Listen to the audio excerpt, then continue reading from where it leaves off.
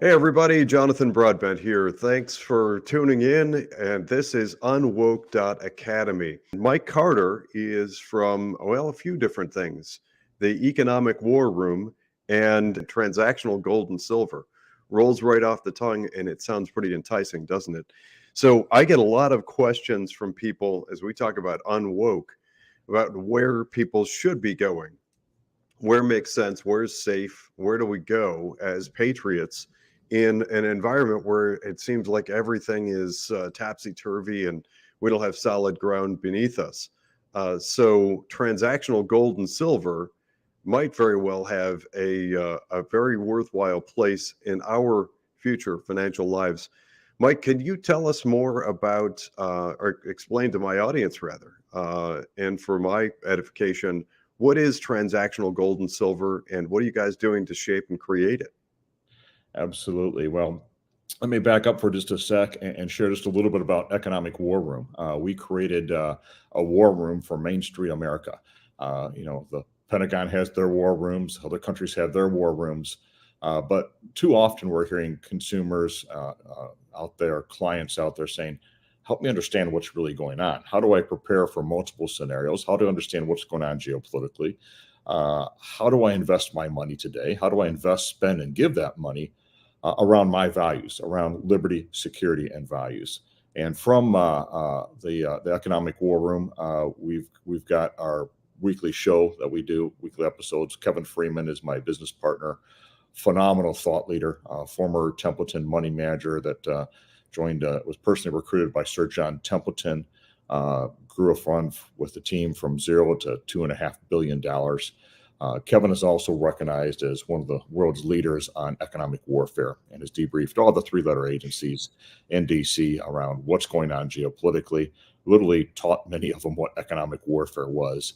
And from that, we've developed the Economic War Room for people to tune in weekly. It's a free show. We also give a free action plan and why mission statement, why you should care about this topic, and actions that you can take. And so part of the Economic War Room is a solution action tank that we run out of our ranch here in Texas. And that solution action tank, we work on big ideas and big solutions. And we've got about 10 of them that we're working right now. One of those ties directly to the work you're doing, Jonathan, with upcoming potentially second vote advisors and things like that in terms of how do we train the investment management community to invest that money around liberty, security, and values as opposed to that ESG agenda that's out there. But if I were to focus on your initial question, transactional gold and silver, it's probably one of the most important strategic priorities that we're working right now. And imagine this, imagine being able to go anywhere, buy anywhere, but instead of buying things with the dollar, which we strongly encourage, we want to see the dollar stay strong and everything else, but as a backup plan, be able to spend gold anywhere that you spend the dollar, or they spend gold anywhere that you spend the euro. And with technology that's out there today, that can be done. We can actually literally take part of your money, part of your savings, as part of a portfolio or a safety plan, or just if you're an everyday worker out there that says, I just want to have a rainy day fund over here, what we're proposing is be able to put it in a bullion depository. We have that already built here in Texas. And we're proposing, according to Article 1, Section 10, constitutional legal tender backed by gold and silver. It's in there. It's Article 1, Section 10. And what you'll be able to do is once you put that gold in a bullion depository in Texas here or in a state near you, we've had roughly 25 states reach out to us right now. We have bills being drafted in multiple states across the country. We're having conversations with state treasurers. When I start talking about this idea, the first thing that comes back, like, that can't be true. Is that really in the Constitution? Wait a second. Could you really easily just pull out a MasterCard and pay with gold instead of dollars if you wanted to? And the answer is yes, yes, and yes. And the technology is there today to make that happen. And so we're moving that forward in a big way. It's going to take support of legislators across the country.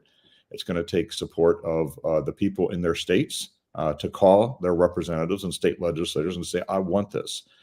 We want to see this as an alternative state-backed transactional gold and silver And really, this is just another way to pay. The beautiful part of it is it's a natural hedge against inflation. It's much like, PayPal, Venmo, anything else like that. It's just another way to pay. But if inflation continues to go up like it's been going up, you've got gold, which is a stable source of value that can go up with that. So it's a big idea. I'd encourage your viewers to go to transactionalgold.com. You'll see kind of a status report of what's happening across the country right now. Also, to get Kevin Freeman's latest book, Pirate Money. And you can get that at piratemoneybook.com. And we're encouraging people to buy this. We've got a bundle. You can buy 10 of them, one for yourself, give the others to your state legislators, whatever, to help get the word out there. But this is a fascinating, easy to read book. It's not designed to be read by an economist. It's designed to be read by everyday Americans to say, this is how it works. This is why it's the right thing. And certainly there's some other key benefits to this thing as well, as we look at what's going on with CBDCs and all those other things that exist out there. That sounds like a perfectly worthwhile alternative to the garbage that they're trying to peddle. That CBDC thing should frighten all of us. Anybody interested in liberty, autonomy, and the freedoms that we hold dear. I love the title of that book, Pirate Money. That definitely gets your attention. So one of the things I want to follow. And the subtitle behind that, Pirate Money, Discovering the Founder's Hidden Plan for Economic Justice and Defeating the Great Reset. So as we see what's happening with CBDC out there, we've seen the 6 major banks rolling this out now. It's instituted, it's being implemented. And what this does is if that does happen, and we can only look to China to see what they're doing with central bank digital currencies there and how they're using that for social credit scores, how they're able to control what people do, how they spend their money, all those things like that. And you say, man, this is not what America was founded upon. And if we get to that point here in the U.S., we want to make sure that states have an alternative and that individual citizens have an alternative. So that's the beautiful part of this thing. And like I said earlier, it's real, it's constitutional. The founders put it in there for such a time as this. The technology is there to do it today. The Supreme Court precedents are all set up. So we feel very confident legislatively that this is going to be moving forward. It's a matter of which state gets it done first. And we'll see which ones get it done first. And as each state passes this, I think we'll see more and more states rolling behind that one. Mike, you've been very generous with your time over the last couple of months with me, keeping me apprised of the progress you're making. And I think one of the reasons that transactional gold and silver came to mind first for me for this discussion is it seems like it's taking a lot of your time right now, because I'm sensing that there's a lot of enthusiasm. And if I remember correctly, did you say that there are 13 or so states right now that have expressed some degree of interest in this? Yeah, we're actually probably up to 25 states. When we first started putting the word out and started moving this thing forward in Texas, we had 13 states come to us and say, hey, we're kind of interested in doing this. And if we don't build our bullion depository here, could we potentially use the Texas one? We started just putting a calculator to it and said, gosh, if Texas were to do this thing, we'd be roughly the 8th largest economy in the world. What if the 13 states that reached out to us said, we're going to do it too? That would make up the 3rd largest economy in the world with the ability to transact in gold and silver, which would be huge. It would be significant. And I do want to say and really emphasize this to your viewers as well. We want to see a strong dollar. We want to see strong banking system. We want to see all those things happen. The difference between transactional gold and silver and a bank is, with transactional gold and silver, this is simply taking part of what you make in dollars, buying gold and putting it into a depository. That depository, the gold you have in that depository, is what represents what you have in your wallet and what's on your deposit card or your debit card.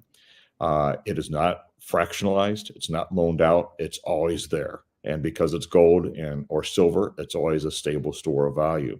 So you've got that there as that, just feels good to have and own some gold. I'm not sure, Jonathan, you've been in the financial advisor business for a while there. Everybody says it's good to keep some gold on hand. And we strongly encourage people to have a little bit of gold on hand, gold or silver on hand at home, maybe part of that in their portfolio. But and clearly invest in stocks and so forth. But the power of having transactional gold and silver as a solution out there is we believe it will help keep the U.S. dollar stronger. Right now, other countries are looking like they're looking at China. They have a gold-backed digital yuan. They're like, we don't really trust China with the gold-backed digital yuan. But if the states did something like that, that would be interesting. We might put more money into those states that do those things. So economically, it could be a big boom. Now, because it's a depository only and not a bank, and I think it's very clear that everybody understands the differences there, we're still going to need very strong banking systems. We want to see the dollar succeed. We want to see money, velocity of money is the key to wealth and prosperity. And we want to see that velocity continue to happen. And we see banks being able to tie in with them. They could offer their own card with something like this, but their core business is in loaning that money and building the economy and helping people out get those loans. And so we see a strong dollar and then a transactional gold and silver, whether it's the Oklahoman or the Texan or the Floridian, the Tennessean, all these states would have a gold and silver option that people could opt into if they wanted to. And that can be a beautiful thing. And I'll share kind of a fun story. We have a corporate gold debit card right now, and we put about $500 on that. And when people say, well, wait a second, can you really do that today? And we say, yeah, let me buy you a drink here or maybe a steak over here. And we show how that was done and how easy it was. The retailer did not even know that in an instant fraction of a second, it was transferred from gold into dollars to pay that retailer. We spent about $250 on that card. So we should have about a $250 balance right now, but we don't. We got a $280 balance from the time we put the money in there. So because the gold has gone up in value, that card has done that. And one of the other beautiful parts about this is we look at the Constitution and IRS code and everything else. Right now, gold and silver is taxed as a collectible, and because it's not seen as functional money. The IRS looks at it and says, nobody's going around with gold and silver coins and buying things or spending, paying their taxes and this and so forth. Well, now all of a sudden, with the ability to use modern technology, an electronic system, and this initially we're running the rails of a MasterCard or something like that, and it is doing that today with a company called GlintPay. It becomes functional money. And when it becomes functional money, that means that potentially this will not even be taxed. So if you get those gains in that account you have set up over there in gold, and it goes up from $250 to $280, or to multiply that times whatever you think you have out you're going to have sitting aside in gold, that's not money that's being taxed because it's simply just another type of legal tender. So I'm glad that GlintPay came up because you've actually alerted me to GlintPay before. There's no connection or affiliation. You're just mentioning them as an example, if I understand correctly, Yes. of what's possible and what's currently out there. But actually, subsequent to one of the conversations we had, I got a call from a friend who was in contact with somebody very close to them. I want to relay a story and then get your feedback. And then, oh boy, do I have a series of questions I'd like to run by you. But in this circumstance, this friend of a friend was in Germany. And I don't know if you know this, or I don't know if the average listener would be aware that in certain parts of Europe, including Germany, you can typically go into places like a grocery store and buy with actual physical gold. There's a little bit of weighing and evaluation of the purity of the gold or something I assume that takes place. However, just recently, the regulations have tightened such that anybody going into a grocery store with gold needs to be able to prove ownership of that gold. And that has left some people stuck because they haven't really documented the acquisition of that gold. Is that something that you're in any way aware of? And I guess connected with that, these things like you're talking about, creating it where you've got an assured transition from the physical gold into a transaction that is recognized by retailers. It seems like the answer to that is already built in, but is that a hint of bad things to come, what we're seeing happen in that instance in Germany? Well, I think potentially it is. I'm not familiar with the German laws and so forth, but I can see where, as none of us want to, we all want to trade. We want fair weights and measures in our currency. We don't want money that's being laundered. We want to work in ethical ways out there. And so following the rails of know your customer and what's going on certainly makes sense from that perspective.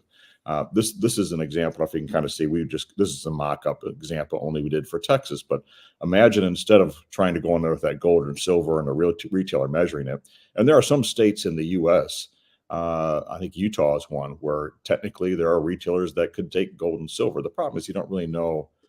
Are you sure that's real silver? Are you sure that's real gold? I was at a convenience store I was at a fast food restaurant not too long ago with $100 bill. And the person with the $100 bill did the marker thing on it. And they said, I'm sorry, we can't take that $100 bill. I'm like, I just got it from the bank. I mean, no, it didn't mark right or whatever. We can't take your money. It's like, no, I was just at a big bank. I just got this from the bank. It's a legit bill. Like, I'm sorry, we cannot take this. And I didn't want to create any more controversy, especially after they said, but don't worry, we're just going to give you your meal for free. I'm like, okay. I went down to the convenience store. They did the same thing. And that $100 bill, like, no, this is fine. I don't know what happened on that. Well, you can imagine if all of a sudden it's gold or silver, and is someone actually going to be able to weigh that and measure all that stuff out? That's a hard thing to do. Now, that being said, we believe there's benefits to having gold and silver coins and the gold industry out there. And certainly if in a worst case scenario, you had to barter and trade because that great reset or something catastrophic happens, the grid goes down, and it's like, hey, I got some silver here. I'd sure like to have a little food if I can trade you this coin for that. Those types of things could happen. I hope we never get to that. But it's smart to be prepared. And I don't come at this from a standpoint of being a prepper, but of always being aware of what's going on and being prepared for multiple scenarios out there. But being able to take a simple debit card like this and be able to spend that anywhere that you spend anywhere else with gold just has clear advantages, not only from a retailer acceptance, because it's the bullion depository is going to make sure that gold is of the right purity and all that kind of stuff. And we envision potentially a compact of the states where they might set up and say, okay, this is what the purity will be for the rounds and the golds and the silver that we make, and this is how we're going to do it as it relates to cash turning into gold here, and all that's going to be done in a seamless way and an ethical way and in a very secure way. I mean, these bullion depositories, I was just talking about the one in Texas. You're going to have to be bigger than a third world country to break into this thing with any success. I mean, they are prepared and it's secure. Plus, it's backed by all these vaults are going to be insured and so forth. So it's a secure place to keep gold. And now to be able to take that gold and make it transactional is a beautiful thing. I was just at the bullion depository, and we opened up one of the drawers and pulled out a bar of gold. It weighed 27 pounds, much heavier than it looks. That bar of gold was worth $800,000. Now, what I would have loved, I asked if I could take that for demo calls and everything, and just to help explain what this is, but that didn't fly with them. But you see, what do I do with that 27-pound bar of gold? I have it sitting there, but how do I use it? What do I really do with it? Now, attaching a debit card to that with a simple ledger system, they can start to take fractional pieces of that off. And with, for example, a Glint Pay, you can buy a couple pennies of gold if you want to. There's no minimum to it. You can get fractional ounces of this just to get started. And that's where it becomes really an intriguing opportunity. I should say there's a couple others out there. Glint Pay is the one I know of that's currently operating through the banking system and in the UK and the US right now. A couple others out there that might be potential opportunities as well, but I've not had a chance to look into those. Gotcha. So you and I in the past have had some conversations around qualified plans, things like 401k, IRA dollar investments, and what I refer to as dollar cost averaging, which would be a way for people to slowly accumulate wealth over time by investing small sums over a long period of time into gold or silver with the intention of creating a stockpile of transactional gold or silver. I'm going to pause for a moment for the sake of my listeners and encourage a balanced portfolio. I've mentioned that many times in the past, and it seems to me frequently when I'm approached with the question about precious metals, there's a concept out there that it's maybe all or none, that you're either invested in the stock market in some way, shape, or form through mutual funds typically, or people want to pull everything and go all into precious metals. And I encourage a balanced solution that includes all of the above. A diversified portfolio makes all the sense, and having some exposure to precious metals really makes sense for just about everybody. It's just a matter of right sizing it for you and your circumstances. So I'm also going to interject. We've touched on a number of things here, Mike, about having to do with the book, pirate money, glint pay, etc. One of the things I want to ask you for as a follow-up after we conclude this conversation is a series of links that you think would be beneficial to my listeners. I'm going to include those in the show notes, maybe with a few notes around the details behind each one. But I actually want to ask you to go back to some comments that you made around Article 1, Section 10 and the Supreme Court. So what you're telling us is that the legal infrastructure is already in place and that there's some sort of Supreme Court backing that legitimizes this transactional gold and silver approach. Can you tell us more about that? Yeah, I mean, first of all, I'm going to again encourage everybody to get that book, Pirate Money, by Kevin D. Freeman, because it will get into the weeds of this thing. But not only does it say that states can have their own legal tender as long as it's backed by gold and silver, you start to look at some of the precedents of can it be not physical gold but certificates? And they said yes. Can it be what we're talking about with transactional pieces and so forth, representations of it, and all of those things? They're documented in the book, and I don't want to get in. I'd have to probably read the exact case numbers and stuff to you. We actually broke this out with a chapter or two. It said, for those that want to get into legalities, here's 2 chapters. You can read it, and it's going to lay all that stuff out for you. And if not, just keep reading through this thing. But I think once they get into it, they're going to start to see how this plays to be true, and why we're on very solid ground with this one. Kentucky was one of the first ones where they looked and they said, okay, someone sued. They said, well, they were looking at certificates of gold versus actual gold. And through the whole process, the Supreme Court ruled that the certificates count just like the gold does. Our representations of the gold from the bank represents the gold, which would be the same thing as this transactional gold card.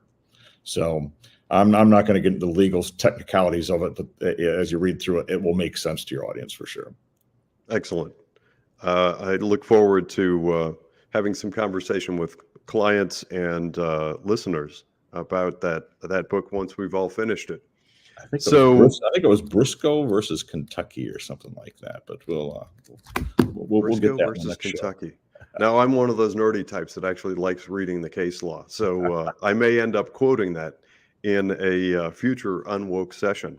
But tell us more about what people can do to advocate for this in their neck of the woods. Yeah. Again, it depends what state you're at, but it starts with we've got to have legislate. Right now, you can get a glint card, for example. One scenario is, okay, I want to just have a backup plan. And if you look, for example, at a glint pay, you can take your money and put it in a bullion depository, but it's in Switzerland. And you can be spending money today with gold. Now, the downside to that is it's not functional money. It's in Switzerland. Your gold's in Switzerland, so it's hard to get to and all that other kind of stuff. But it's secure and it's backed by the insurance and everything else. At the end of the year, you're going to have to then account for, and I believe Glenn is working on this now, where there's they'll give you a ledger system. Here's what you bought the gold at. Here's what you sold it at when you bought that last transaction. Here's what you're going to owe taxes on and so forth. So that's the downside to that. But it's still a system that works. It's stable, and you've got your gold sitting there, and it's transactional. If you want it in your state, we clearly believe that the next step is to get legislation that says get gold and silver as legal tender in your state. And we're building model legislation right now to help legislators do that. If you have a legislator that you know or have been talking to, and you can get them this, first of all, I'd say get them the book because it's super easy to read. Secondly, we're going to have model legislation that states can go, okay, well, this looks really good. I'm just going to plug and play this in my state. We are also building some backup to help legislators help get the message out there. And that's where that transitional gold site, transactionalgold.com site is up and running right now. So we'll have more updates from that perspective. And then it's how do you get more and more ground support behind this thing? But once legislators realize this is not a crazy idea, it is constitutional, and it is allowed, this light goes on. It's an aha light, and I don't care if you're a Republican or Democrat. This is a bipartisan bill. And I think that's probably the most exciting piece about this thing. I've seen a whole lot of legislation where both Democrats and Republicans are getting excited about it. This one, it does. And so we saw in Texas, as we were moving legislation forward here, started out with one freshman author, Representative Mark D'Orazio. And by the time he was done, I think he had 43 Democrats and Republicans sponsored, co-sponsor, co-author. That's unheard of for a freshman representative in Texas to be able to make happen. We went through hearings, we went through committee, we were assigned to the floor for a vote. Unfortunately, in Texas, we only meet once every 2 years. And so there's about 8,000 pieces of legislation. And there was a little politics in Texas between the House Speaker and our Attorney General. We were 20 bills away from actually being voted on that night. They decided to shut the session down early and push it to the next day. And so it didn't make it to the floor for a final vote. But we are working it in a special session now. Governor Abbott's working multiple ones on that. You've seen a little activity as it relates to Border Patrol and things like that. And so as he calls special sessions back, we've got broad support, Democrats and Republicans, that we think that this can get rolled into one of those special sessions and still happen. Texas can still lead the way. And they should, because like I said, we built the bullion depository. I think legislation was passed in 2014. The depository was built in 2018. It's sitting there ready to be used. And we even have other states reaching out and saying, okay, well, if we don't want to build a bullion depository yet, or it takes a certain amount of time, could we potentially use Texas? And so we're looking at legislation and what's involved to make that an easy next step for other states to potentially use Texas initially. And then as they get critical mass, they could potentially build their own or do what they want to do from that perspective. Excellent. For any of my Ohio listeners, I have actually put Mike in touch with some Ohio regulators that I know, and they're beginning some dialogue. So I'll keep you apprised, and who knows what we may find in the future. But faced with the prospect of 3 different choices for gold, physical gold in my life, looking at the idea of either burying it in my backyard. No, that's not a hint, by the way. There's no gold buried in my backyard, but I have heard some people that have said they do that, versus sending it to Switzerland, versus maybe a depository in my state or Texas. I can tell you where my heart lies. I mean, I'd hop in the car and drive to Texas in a heartbeat, or head into a facility somewhere in Ohio. I love the idea of transactional gold and silver. And Yeah. hoorah to you guys for building that war room. It just makes all the sense in the world. And the fact that you're creating something with all the greatest minds that's a think tank to fight back against this woke left influence in the world of finance. I applaud any and every effort, and am excited to stay in touch and continue to learn as you make progress. We actually call it a solution action tank. Kevin and I were joking. He's like, think tanks get to be elitist and they write white papers but don't do anything. We want to make sure we come up with the big ideas, the solutions, and actually drive the action. And so that's what you see happening there. So not only do we say, okay, if that's a big idea, who wants to get behind this and help fund it? Who wants to help get the word out? We don't have an investment in transactional gold and silver, but we see how important it is. And there probably will be investable opportunities as legislation gets passed. We want to be on the front end of that. But it's how do you get these ideas from ideation to actual action, and getting voter involvement and getting legislator involvement. And so we're building the platforms to do those kind of things out there. So I just want to jump in and just differentiate it from all the other think tanks out there. And we've been blessed to have a great facility here to be able to have those conversations with thought leaders, top investment talent, national security experts. The people that come through the ranch are phenomenal folks, and they all care about our country and protecting liberty, security, and values out there. And I'll also add, one of the benefits of having the bullion depository here in the United States, or in your state or a state near you, and hope it starts in Texas. But Florida's got a House and Senate bill right now they're working. It's just been to assign committees. Like I said, multiple other states are drafting legislation right now, and bill numbers will be assigned in the next week or two. But let's think of it like this: if for some reason I got disillusioned with what's happening in Texas, and I was like, I don't really like where the politics is going there right now, I could go down to the Texas Bullion Depository, give them my documentation, and I could pull my gold out. I could drive it up to Oklahoma and say, you know what, I'm going to put it up here instead because I kind of like where you guys are going better from that perspective.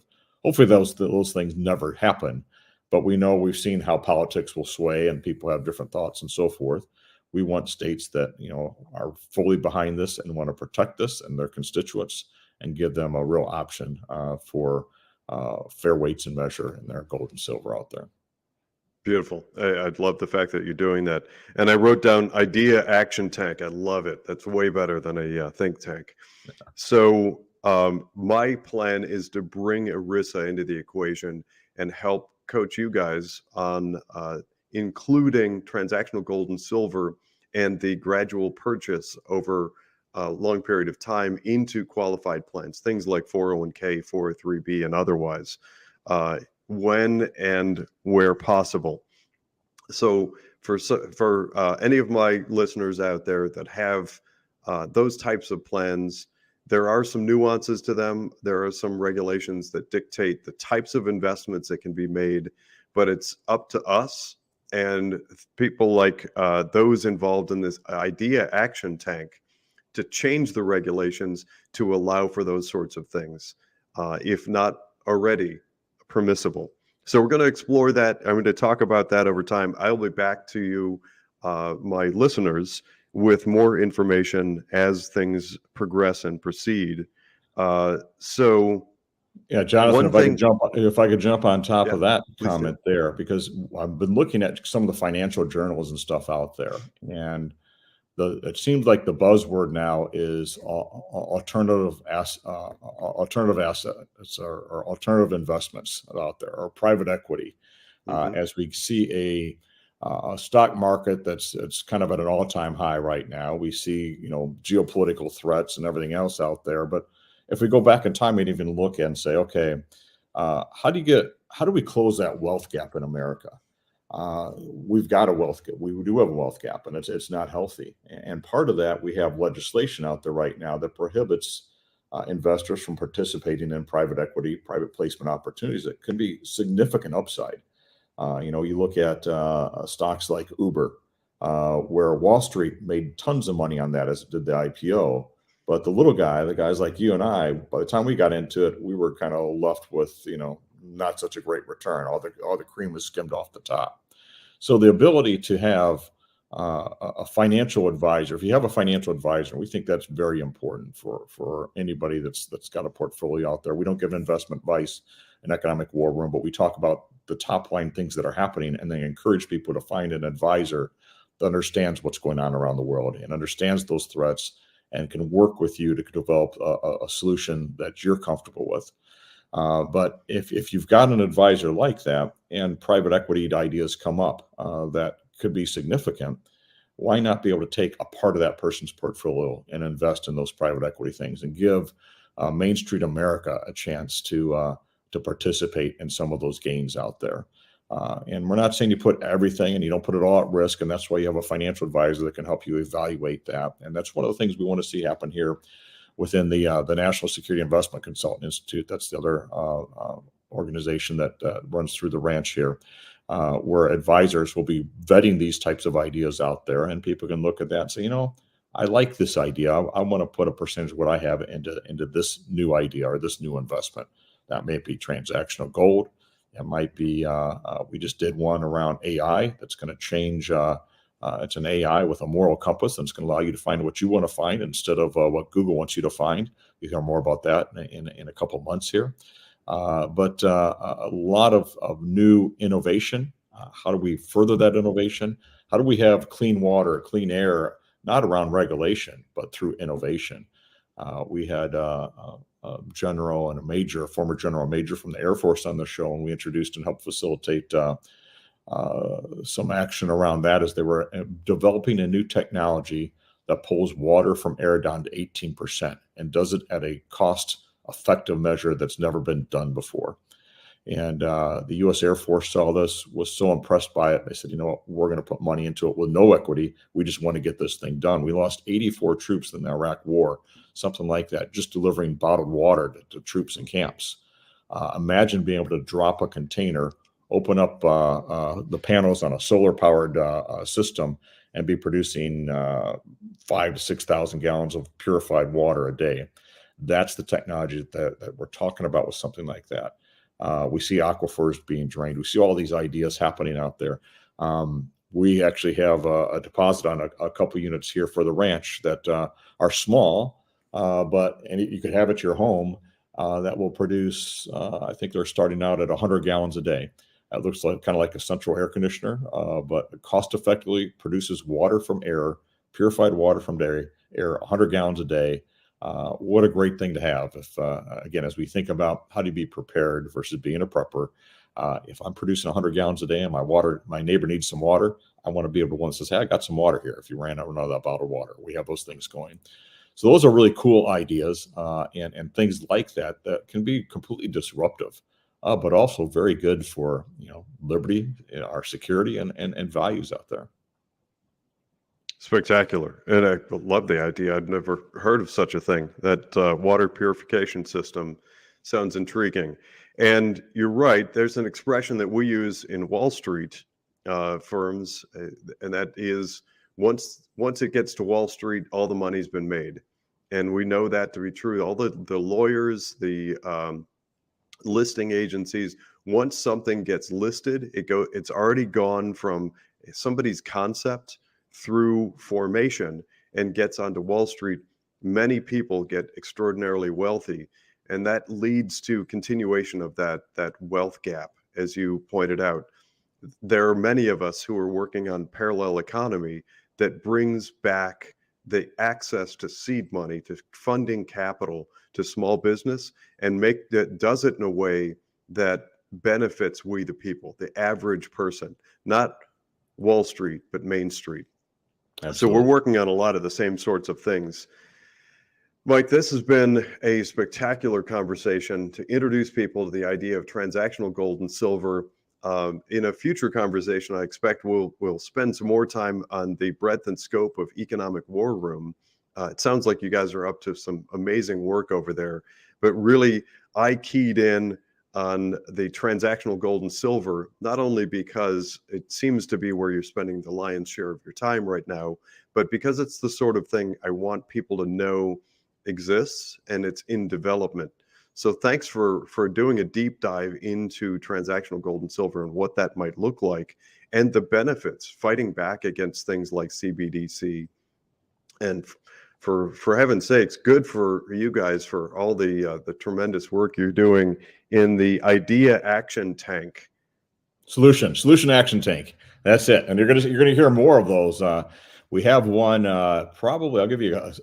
I'm not going to go into detail of it, but end of this month, you're going to see we're going to put forth an idea that could be all around fixing this border security problem for the first time. So look for that one. Look for that one next. Well, that sounds spectacular. What a tee up. Thanks again for joining me, Mike. I appreciate your time and all you're doing. Pass along our best wishes to everybody involved from the team at UnWoke and now also Second Vote. Thank you, Mike. Thank you, Jonathan. We look forward to working with you and all the exciting projects that you have going on. And certainly, again, if your audience has any questions or wants to learn more, it's economicwarroom.com. We'll send you one free show a week and a battle plan. and it's absolutely free. We're also on Blaze TV. You can subscribe there if you want to subscribe. But Glenn Beck, to his credit, even said that what we're doing is so important. He wanted to get this in front of the paywall. And so we certainly appreciate that opportunity to get this out to as many people as possible.